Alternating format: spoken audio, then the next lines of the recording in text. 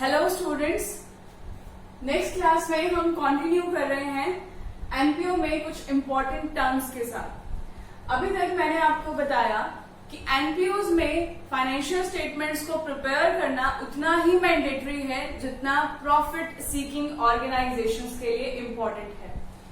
NPO में जो हमारे फाइनेंशियल स्टेटमेंट्स है उसके अंदर हम receipts and payment account prepare करते हैं, इनकम एंड एक्सपेंडिचर अकाउंट और थर्ड वन बैलेंस शीट हम प्रिपेयर करते हैं।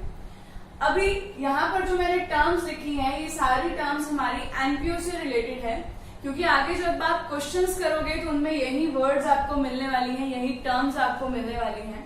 तो अभी मैं यहाँ पर आपको ये क्लियर करना चाह रही हूँ कि इन सारी टर्म्स को आप कहाँ पर रिकॉर्ड करोगे, इनकम एंड एक्सपेंडिचर अकाउंट में रिकॉर्ड करेंगे या फिर बैलेंस शीट में या फिर रिसिप्ट्स एंड पेमेंट अकाउंट में, और किस साइड रिकॉर्ड करेंगे, डेबिट साइड या फिर क्रेडिट साइड। इस टॉपिक को स्टार्ट करने से पहले मैं बताना चाहूंगी आपको कैपिटल और रिवेन्यू, एक्सपेंडिचर और रिसीट्स के बारे में। ऑलरेडी इसे हम 11th क्लास में डिस्कस कर चुके हैं। कोई भी एक्सपेंडिचर और रिसीट जिसके आगे कैपिटल लगा दिया जाए, दैट मीन्स दैट एक्सपेंसेस और incomes are of non-recurring nature. That means we are going to receive that income after a long time period, or we are going to pay that expense after a long time period. Whereas revenue receipts और revenue expenses को अगर हम consider करें तो revenue expenses और revenue receipts मतलब वो सारे expenses और वो सारे incomes जो recurring nature की होती हैं, या फिर हम कहें कि जो रेगुलर नेचर की होती हैं। इसके रिगार्डिंग हम ऑलरेडी 11th क्लास में जब अकाउंट्स प्रिपेयर कर रहे थे, यानी कि फाइनेंशियल स्टेटमेंट्स प्रिपेयर कर रहे थे, तब भी हमने इन्हें कंसीडर किया था। Trading and profit and loss account जब हम प्रिपेयर करते हैं तो इस trading and profit and loss account में हमारा सारा का सारा फोकस किस पर होता है, रेवेन्यू, रिसीट्स और एक्सपेंडिचर पर। That means P&L debit shows revenue expenditure and P&L credit shows revenue receipts, whereas all the capital expenditures and capital receipts were shown in the balance sheet. Same we have to follow with the not for profit making organizations. Here we are replacing trading and profit and loss account with income and expenditure account.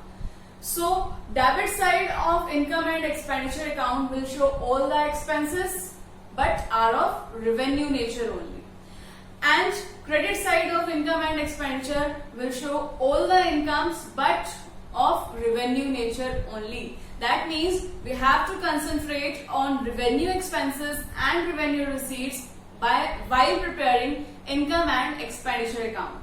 And all the capital receipts and expenditures will be shown in the balance sheet. तो अब start कर रहे हैं हम हमारी term से। सबसे पहली टर्म है मेरे पास सब्सक्रिप्शन। अब सबसे पहले हमें ये पता होना चाहिए कि सब्सक्रिप्शन होता क्या है। सब्सक्रिप्शन है मेरी फीस। मेरी फीस कहने का मतलब कि मैंने एक एनपीओ को स्टार्ट किया। सपोज करते हैं कि मैंने एक क्लब स्टार्ट किया है, उस क्लब की फीस ये मंथली भी हो सकती है, एनुअली भी हो सकती है, but most of the NPO जो है इसे मंथली बेसिस पर ही कलेक्ट करते हैं। और अगर मैं ये सब्सक्रिप्शन यानी कि उस क्लब की सर्विसेज अवेल करने के लिए जो फीस चार्ज कर रही हूँ मेरे मेंबर्स से, मंथली चार्ज करूंगी इसे, तो ऑब्वियसली ये रेगुलर नेचर की होगी, रेकरिंग नेचर की होगी। तो इसका मतलब ये कौन सी इनकम हुई मेरे लिए, रेवेन्यू रिसीट्स हुई। ठीक है, सब्सक्रिप्शन एनपीओ के लिए इनकम होती है और कौन से नेचर की, रेवेन्यू नेचर की रिसीट है। और अगर ये रेवेन्यू नेचर की रिसीट है तो इसको हम शो करेंगे इनकम एंड एक्सपेंडिचर अकाउंट में क्रेडिट साइड। अभी आपको सारा ध्यान रखना है क्योंकि जब आप अकाउंट्स प्रिपेयर करोगे तो आपको ये सारे याद रहने चाहिए कि किस साइड से रिकॉर्ड करना है। अगर मैं रिसीट्स एंड पेमेंट अकाउंट की बात करूं तो मेरे लिए रिसीट है और रिसिप्ट्स एंड पेमेंट अकाउंट में ये शो हो जाएगा credit side. Receipts and payment account की अगर मैं बात करूं तो उसमें रिकॉर्ड होगा ये डेबिट साइड, और इनकम एंड एक्सपेंडिचर अकाउंट में ये शो होगा क्रेडिट साइड। बैलेंस शीट में इसका कोई प्लेस नहीं होगा क्योंकि ये कैपिटल नेचर का नहीं है। जिस तरह से लास्ट ईयर जब हम फाइनेंशियल स्टेटमेंट्स को प्रिपेयर कर रहे थे उस टाइम पर हमें ट्रायल बैलेंस गिवन होता था और उससे हम trading and profit and loss account और बैलेंस शीट प्रिपेयर करते थे। एनपीओ के क्वेश्चंस में हमारे सामने रिसिप्ट्स एंड पेमेंट अकाउंट होगा और उससे हम प्रिपेयर करेंगे income and expenditure account and balance sheet. Next आती है मेरे सामने life membership fees. Life membership fees का मतलब ये है कि कुछ मेंबर्स ऐसे होते हैं जो मंथली सब्सक्राइब करने की जगह लाइफ टाइम मेंबर बनना चाहते हैं किसी भी एनपीओ के, यानी कि उस एनपीओ के सर्विसेज को अवेल करने के लिए उन्होंने कंप्लीट फीस पे कर दी है। और अगर मैंने इसके आगे लाइफ लगा दिया यानी कि होल लाइफ मेंबरशिप मिल गई है अगर किसी भी पर्सन को, तो क्या ये रेगुलर नेचर की इनकम होगी? नहीं, this is non repeating in nature. तो इसका मतलब ये कौन सी रिसीट हुई? मेरी कैपिटल रिसीट। और अगर ये कैपिटल रिसीट है तो ये कहां पर शो होने वाली है? बैलेंस शीट में। और इसके लिए मुझे सर्विसेज देनी है उस मेंबर को, तो इसका मतलब ये क्या है? मेरी लायबिलिटी है। तो बैलेंस शीट में इसे हम शो करेंगे लायबिलिटीज साइड, या तो आप इसे सेपरेटली भी शो कर सकते हो, अदरवाइज आप चाहो तो इसे कैपिटल फंड में भी ऐड करके शो कर सकते हैं। नेक्स्ट है हमारा एंडोमेंट फंड। एंडोमेंट फंड होता है स्पेसिफिक, स्पेशल गिफ्ट और any fund provided for specific function only, यानी कि किसी स्पेसिफिक टास्क को परफॉर्म करने के लिए अगर किसी भी पर्सन ने कुछ भी डोनेट किया है एनपीओ को, तो वो जो इनकम हुई उसे हम बोलते हैं एंडोमेंट फंड। आपको क्वेश्चन में अगर एंडोमेंट फंड मिले तो ऑब्वियसली जो स्पेशल गिफ्ट होते हैं या फिर किसी स्पेसिफिक पर्पस के लिए आपको कुछ फंड मिल रहा है तो वो सारे के सारे नॉन रेकरिंग नेचर के कंसीडर किए जाते हैं। इसका मतलब कैपिटल रिसीट्स होते हैं।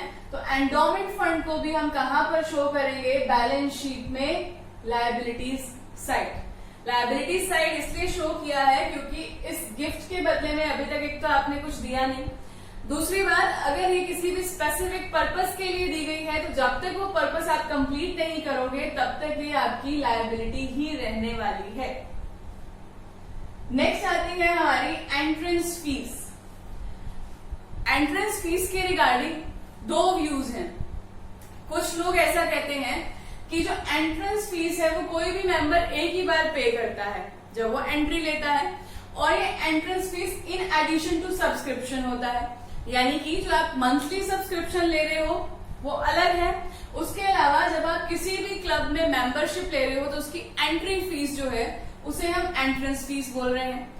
तो किसी एक मेंबर को अगर कंसीडर किया जाए तो एंट्रेंस फीस वो अपनी लाइफ में एक ही बार पे कर रहा है और एनपीओ को भी उस मेंबर से एक ही बार मिल रही है, तो इसको हम कैपिटल रिसीट कंसीडर करेंगे। लेकिन कुछ और व्यूज ये कहते हैं कि एंट्रेंस फीस जो है एनपीओ के लिए रेगुलर बेसिस की इनकम है, क्योंकि अगर इस मंथ में 10 मेंबर्स ने एंट्री ली तो उन्होंने 10 मेंबर्स से एंट्रेंस फीस ली, नेक्स्ट मंथ में 20 मेंबर्स ने एंट्री ली तो 20 मेंबर्स से एंट्रेंस फीस मिली, यानी कि हर मंथ मिलेगी एंट्रेंस फीस तो जब भी कोई नया मेंबर आएगा। तो एंट्रेंस फीस को फाइनली ये कंक्लूड कर दिया गया कि ये रिवेन्यू रिसीट कंसीडर की जाएगी, और अगर ये रिवेन्यू रिसीट है तो इनकम एंड एक्सपेंडिचर अकाउंट में रिकॉर्ड हो जाएगी क्रेडिट साइड। बट फिर सीबीएसई ने क्लियर किया कि अगर आपको क्वेश्चन में मेंशन्ड हो, स्पेशली मेंशन्ड हो कि एंट्रेंस फीस को कैपिटल रिसीट कंसीडर करना है, तो उस क्वेश्चन के अंदर आप इसे बैलेंस शीट में लायबिलिटीज साइड शो करोगे। Otherwise without any information entrance fees हमेशा रेवेन्यू नेचर की कंसीडर की जाएगी और इनकम एंड एक्सपेंडिचर अकाउंट में क्रेडिट साइड ही शो की जाएगी। नेक्स्ट पॉइंट आता है हमारा डोनेशन। डोनेशन होता है कोई भी अमाउंट, या फिर आप ये बोल सकते हो कोई भी फंड, ठीक है, फंड जो किसी भी पर्सन ने डोनेट कर दिया है एनपीओ को। अब इस डोनेशन को रिकॉर्ड करने के लिए हमने इसे दो कैटेगरीज में डिवाइड कर दिया है। एक मैंने ले ली है जनरल डोनेशन और दूसरी मैंने ले ली है स्पेसिफिक डोनेशन। जनरल डोनेशन मतलब जब उस पर्सन ने वो फंड एलोकेट किया एनपीओ को तो उसने कुछ भी क्लियर नहीं किया है कि किस पर्पस के लिए यूज किया जाना चाहिए, यानी कि उसने एनपीओ के ऊपर कोई बाउंडेशन और कोई लिमिट्स नहीं लगाई है उस फंड को यूज करने के लिए। मतलब वो किसी भी पर्पस के लिए यूज किया जा सकता है, जैसा हमने लास्ट ईयर जनरल रिजर्व्स के बारे में पढ़ा था कि हम उसे किसी भी पर्पस के लिए यूज कर सकते हैं। उसी तरह से डोनेशन अगर जनरल नेचर की है तो उसे हम किसी भी पर्पस के लिए यूज कर सकते हैं, तो इसीलिए हम इसे कंसीडर करने वाले हैं रिवेन्यू नेचर का। और अगर रिवेन्यू नेचर की है ये इनकम, तो इनकम एंड एक्सपेंडिचर अकाउंट में शो करोगे इसे क्रेडिट साइड। दूसरा पॉइंट है हमारा इसके अंदर स्पेसिफिक डोनेशन का। जब भी डोनेशन स्पेसिफिक पर्पस के लिए हो, जैसे कि donation for tournament, donation for cricket hall, donation for swimming pool, donation for building, यानी कि इसके साथ मैंने इसका पर्पस डिफाइन कर दिया है। अगर डोनेशन स्पेसिफिक है तो इसे हम हमारी लायबिलिटी कंसीडर करते हैं, और अगर लायबिलिटी कंसीडर करूं मैं इसे, तो ये मेरी बैलेंस शीट में कहां शो हो जाएगी, लायबिलिटीज साइड। और उस फंड से रिलेटेड यानी कि उस डोनेशन से रिलेटेड कोई भी एक्सपेंसेस अगर किए जाते हैं तो इसी लायबिलिटी में से लेस कर दिए जाएंगे। जैसे अगर मैंने लिखा टूर्नामेंट फंड, तो टूर्नामेंट के एक्सपेंसेस इसी फंड में से डिडक्ट कर दिए जाएंगे। तो ये आपको ध्यान रखना है कि डोनेशन अगर जनरल है तो income and expenditure credit side, और अगर स्पेसिफिक है तो बैलेंस शीट में लायबिलिटीज साइड। एक पॉइंट जो और आपको ध्यान रखना है, जनरल डोनेशन में कुछ क्वेश्चंस में आपको मिलेगा कि लार्ज अमाउंट है। जब भी लार्ज अमाउंट आपको बोला जाए तो आप उसको स्पेसिफिक की तरह ही ट्रीट करोगे, और अगर स्मॉल अमाउंट है तो उसे आप जनरल की तरह ही ट्रीट करोगे। मोस्टली क्वेश्चन आता नहीं है, बट आपको पता होना चाहिए। अगर स्पेशली मेंशन हो लार्ज अमाउंट तो वो स्पेसिफिक डोनेशन बन जाएगी, और अगर स्मॉल अमाउंट है तो वो जनरल डोनेशन ही रहेगी। अब लार्ज अमाउंट कितना होता है और स्मॉल अमाउंट कितना होता है वो क्वेश्चन में ही आपको डिफाइन करके दिया जाएगा। तो ये कुछ टर्म्स अभी हमने इसमें डिस्कस की हैं, रेस्ट ऑफ द टर्म्स हम नेक्स्ट वीडियो में डिस्कस करेंगे।